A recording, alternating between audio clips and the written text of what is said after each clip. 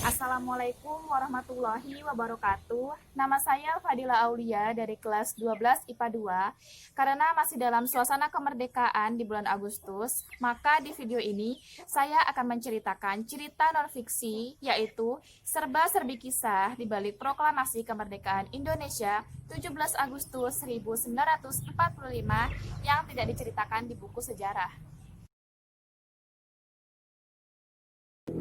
Dimulai dengan perumusan teks proklamasi kemerdekaan Indonesia.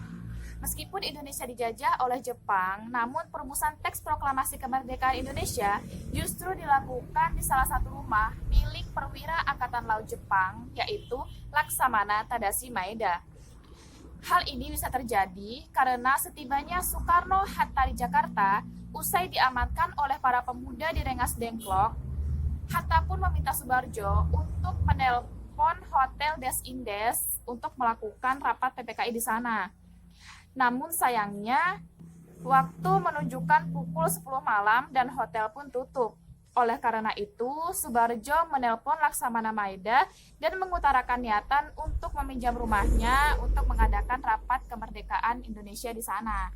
Sesampainya di rumah Laksamana Maeda, Soekarno, Hatta, Subarjo, Sukarni, dan Sayuti Melik pun merumuskan naskah proklamasi.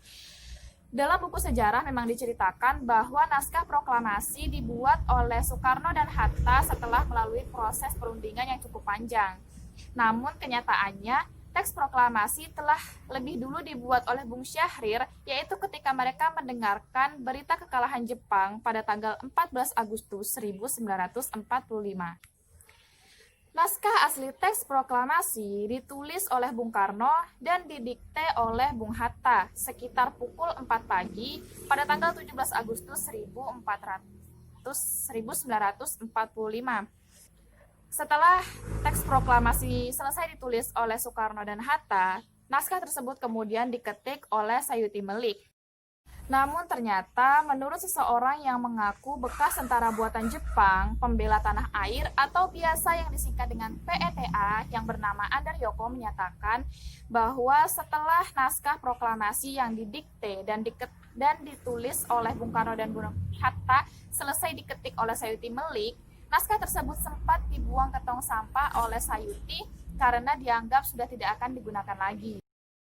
Untungnya naskah tersebut ditemukan oleh BM Dia, seorang putra asal Aceh yang juga adalah tokoh pers, pejuang kemerdekaan, pengusaha Indonesia, dan diplomat. Takut akan dibuang lagi, dia pun menyimpan naskah tersebut selama 49 tahun lamanya untuk kemudian diberikan kepada pemerintah pada tanggal 29 Mei 1992 dan disimpan sebagai arsip nasional. Selain itu, sadar atau tidak, jika kita perhatikan dalam teks proklamasi, waktu yang ditulis dalam naskah tersebut yaitu hari 17 bulan 8 tahun 05. Padahal sudah jelas-jelas teks proklamasi dibacakan pada tahun 1945. Ternyata penulisan 05 tersebut merupakan singkatan dari penanggalan pada pemerintahan Jepang yang berlaku pada saat itu. Artinya, 1945 dalam versi Jepang pada masa itu ialah tahun 2605.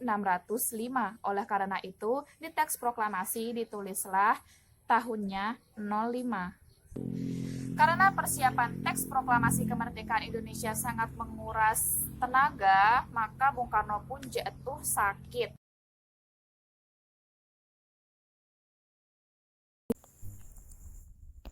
Faktanya, saat proklamasi diucapkan, tepatnya pada tanggal 17 Agustus 1945, penyakit malaria yang diderita Bung Karno kambuh.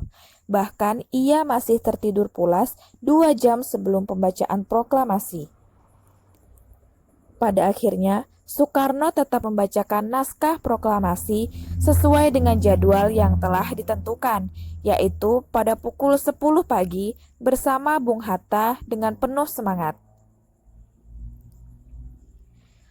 Upacara kemerdekaan 17 Agustus pun dirayakan dengan sederhana tanpa musik dan protokol. Mikrofon yang digunakan Insinyur Soekarno saat upacara sendiri merupakan mikrofon curian dari stasiun radio milik Jepang.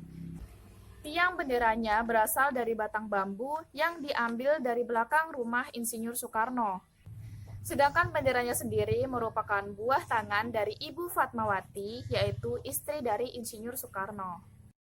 Bendera merah putih yang dikibarkan pada saat upacara kemerdekaan Indonesia sendiri bukan bendera jahitan pertama dari Ibu Fatmawati, melainkan bendera yang dijahit kedua. Awalnya Ibu Fatmawati telah menjahit bendera merah putih. Akan tetapi, seorang pelaku sejarah, Brigjen TNI yang bernama Lukas Kustaryo, melihat ukuran bendera yang dijahit oleh Ibu Fatmawati terlalu kecil untuk ukuran bendera yang akan dikibarkan pada upacara pembacaan teks proklamasi kemerdekaan Indonesia. Akhirnya Lukas pun berinisiatif untuk mencari kain yang lebih besar untuk digunakan sebagai bendera. Karena Ibu Fatmawati sudah memiliki kain spray berwarna putih yang cukup besar, maka Lukas pun menyusuri rel kereta api dari Pegangsaan sampai Pasar Manggarai untuk mencari kain berwarna merah. Di pinggir pasar, ia melihat ada warung soto yang memiliki tenda dengan kain warna merah. Tanpa pikir panjang, Lukas pun langsung mendatangi pemilik warung tersebut dan membeli kain merah tersebut dengan harga Rp500. Setelah itu, ia buru-buru membawa kain merah tersebut ke rumah Ibu Fat untuk dijahit dan dijadikan bendera bersamaan dengan kain spray warna putih milik Ibu Fatmawati tadi. Seperti yang telah dikatakan bahwa upacara kemerdekaan Indonesia dilakukan dengan sederhana di kediaman Insinyur Soekarno tanpa adanya protokol yang mengiringi. Bahkan pada saat upacara, tokoh yang ada tidak memiliki pemikiran untuk mengabadikan momen tersebut. Lantas, siapakah yang telah mengambil potret-potret foto pada saat upacara kemerdekaan Indonesia? Ya, foto-foto tersebut diambil oleh sosok kakak beradik yang bernama Frans Mendur dan Alex Mendur.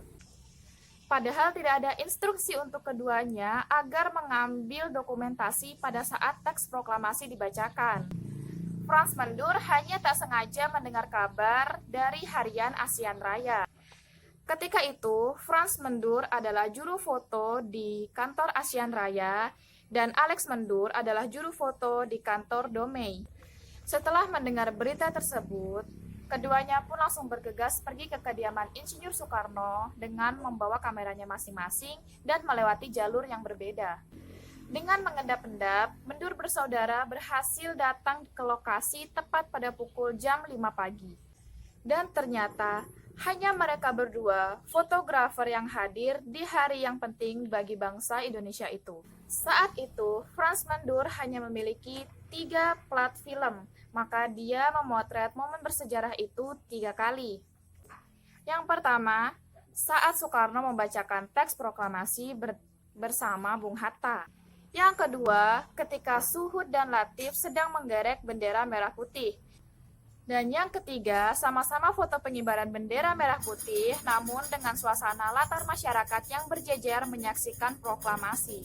Namun naasnya, kamera milik Alex Mendur dirampas oleh tentara Jepang, dan plat-plat negatif yang ada di kamera Alex Mendur langsung dihancurkan.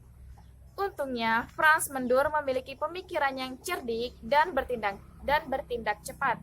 Dia pun langsung menguburkan plat-plat negatif miliknya di dekat pohon di halaman belakang Asia Raya. Ketika tentara Jepang menggeledahnya, Frans berbohong. Dia mengaku negatif filmnya telah dirampas oleh barisan pelopor pendukung Soekarno. Setelah suasana aman, Frans pun mengambil plat-plat negatif foto tersebut dan bersama Alex pergi ke kantor berita Domei untuk mencetak foto-foto tersebut di ruang gelap milik kantor berita Domei. Mereka melakukannya dengan mengendap-endap dan sembunyi-sembunyi karena bukan tidak mungkin jika mereka ketahuan memiliki plat-plat negatif ketika upacara proklamasi sedang berlangsung, mereka pasti akan dibunuh oleh tentara Jepang. Selain itu, suara Bung Karno pada saat membacakan teks proklamasi yang selama ini kita dengar tidak murni direkam pada saat Bung Karno membacakannya pada tanggal 17 Agustus 1945. Melainkan suara tersebut direkam pada tahun 1950 atau 5 tahun setelah kemerdekaan. Jika bukan karena Jusuf Pronodipuro yang merupakan pendiri RRI yang meminta Presiden Soekarno untuk merekam kembali suaranya ketika membaca teks proklamasi, maka sekarang kita tidak akan bisa mendengar suara Bung Karno pada saat ia membacakan teks proklamasi 17 Agustus 1945. Karena Soekarno beranggapan bahwa pembacaan teks proklamasi hanya berlaku untuk satu kali saja dan tidak bisa diulang. Namun, argumentasi Jusuf membuat Bung Karno memikirkan kembali keputusannya itu. Hingga akhirnya Bung Karno setuju suaranya untuk direkam sekali lagi. Setelah sesi rekaman itulah, baru teks proklamasi digandakan pada tahun 1959 hingga akhirnya bisa kita dengar sampai sekarang. Demikianlah tadi cerita non-fiksi serba-serbi di balik kisah Proklamasi Kemerdekaan Indonesia 17 Agustus 1945. Semoga dengan adanya video ini dapat menambah wawasan teman-teman sekalian. Sekian dari saya, apabila ada salah kata dan kurangnya mohon dimaafkan.